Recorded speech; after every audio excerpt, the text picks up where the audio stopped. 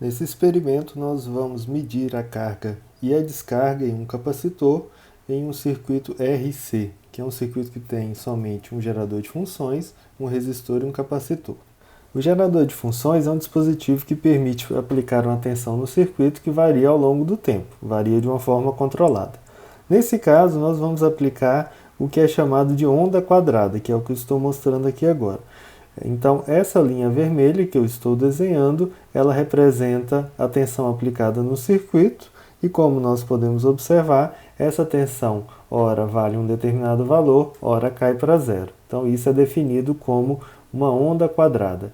E nós temos para essa onda quadrada a possibilidade de definir tanto o valor da tensão aplicada como também o período. Então, esse T que eu desenhei é o período em que nós temos um ciclo completo de tensão. Então é isso que nós vamos aplicar no nosso circuito. Para medir o tempo de carga e descarga do capacitor, nós vamos utilizar um osciloscópio. Um osciloscópio é um dispositivo que permite visualizar a tensão elétrica em um determinado dispositivo ao longo do tempo. No meu osciloscópio eu vou utilizar o canal 1 e, com suas pontas de prova do lado de menor potencial do capacitor, eu coloco a ponta de prova em formato de boca de jacaré, que é o terra do osciloscópio, que vai ser o terra do circuito, e do lado direito do capacitor de maior potencial eu coloco a outra ponta de prova. Então, na tela do meu osciloscópio eu vou ver ao longo do tempo o processo de carga e descarga do capacitor. Esse processo de carga e descarga tem a característica dessa linha azul que eu estou desenhando aqui agora.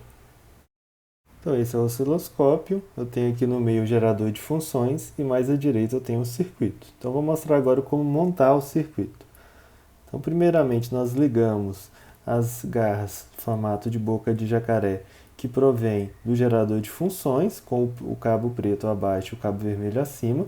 Eu acoplo agora o capacitor e agora eu conecto o resistor variável.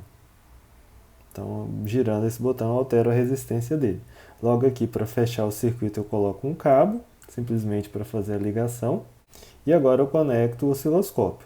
A garra boca de jacaré fica do lado de menor potencial do capacitor, do lado do fio preto, do gerador de funções, e essa outra ponta de prova vai ao lado, de forma que eu tenho uma ligação paralela. Agora eu ligo meu gerador de funções através desse botão e aguardo sua inicialização.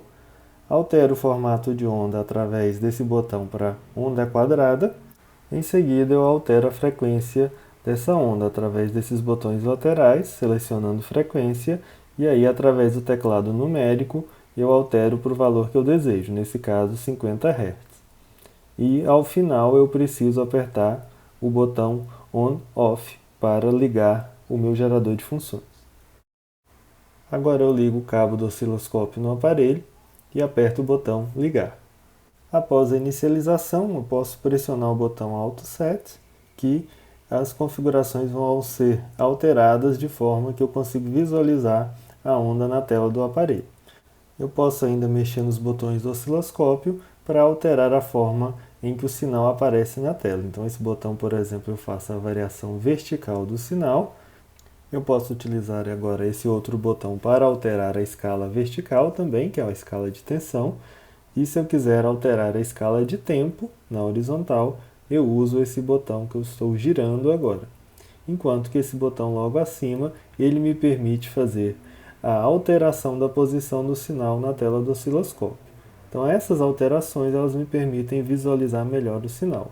E esse outro botão que eu estou alterando agora é o botão Trigger, que é o gatilho, ele me ajuda a sincronizar o sinal na tela. Nessa parte inicial do experimento, nós utilizamos o multímetro para medir resistência elétrica, conforme eu estou montando aí, utilizando as saídas apropriadas e a escala adequada, e aí eu seleciono no meu potenciômetro uma resistência de 500 ohms. Com isso, o sinal na tela do osciloscópio fica dessa maneira, e agora nós vamos medir o tempo de carga do capacitor, selecionando a faixa do sinal em que o capacitor é carregado. Existe no osciloscópio uma função que nos ajuda a fazer isso. Para isso, pressionamos o botão cursor, pressionamos o botão tipo, E aí nós utilizamos o botão Multipurpose para selecionar tempo.